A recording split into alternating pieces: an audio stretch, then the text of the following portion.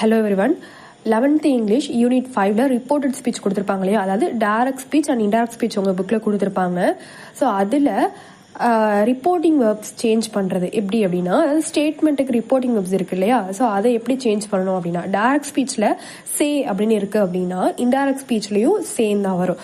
Direct ஸ்பீச்சில் chase அப்படின்னு வந்துச்சு அப்படின்னா இன்டைரக்ட் ஸ்பீச்லேயும் சேஸ் தான் வரும். டைரக்ட் ஸ்பீச்சில் சடன் வந்துச்சு அப்படின்னா இன்டைரக்ட் ஸ்பீச்லேயும் சடன் தான் வரும்.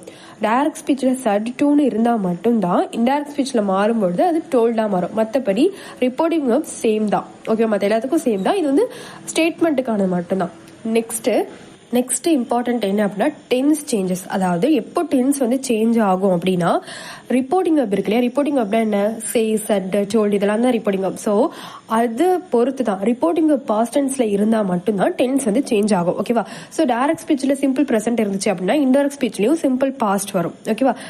டைரக்ட் ஸ்பீச்சில் ப்ரெசென்ட் கண்டினியூஸ் இருந்துச்சு அப்படின்னா இன்டைரக்ட் ஸ்பீச்சுக்கு மாறும்பொழுது பாஸ்ட் கண்டினியூஸாக மாறும். டைரக்ட் ஸ்பீச்சில் ப்ரெசென்ட் பர்ஃபெக்ட் இருந்துச்சு அப்படின்னா இன்டைரக்ட் ஸ்பீச்சில் பாஸ்ட் பர்ஃபெக்ட்னு வரும். டைரக்ட் ஸ்பீச்சில் ப்ரெசென்ட் பர்ஃபெக்ட் கண்டினியூஸ் இருந்துச்சு அப்படின்னா இன்டைரக்ட் ஸ்பீச்சில் பாஸ்ட் பர்ஃபெக்ட் கண்டினியூஸ் வரும். நெக்ஸ்ட், டைரக்ட் ஸ்பீச்சில் சிம்பிள் பாஸ்ட் இருந்துச்சு அப்படின்னா இன்டைரக்ட் ஸ்பீச்சுக்கு மாறும்பொழுது பாஸ்ட் பர்ஃபெக்டாக மாறும். டைரக்ட் ஸ்பீச்சில் பாஸ்ட் கண்டினியூஸ் டென்ஸில் இருந்துச்சு அப்படின்னா இன்டைரக்ட் ஸ்பீச்சுக்கு மாறும்பொழுது பாஸ்ட் பர்ஃபெக்ட் கண்டினியூஸாக இருக்கும்.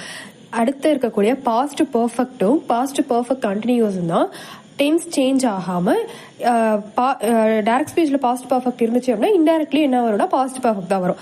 இதில் பாஸ்ட் பர்ஃபெக்ட் கண்டினியூஸ் இருந்துச்சுன்னா இன்டைரக்ட்லியும் பாஸ்ட் பர்ஃபெக்ட் கண்டினியூஸ் தான் வரும். ஸோ இது இந்த ரெண்டு டென்ஸ் மட்டும் தான் சேஞ்ச் ஆகாது.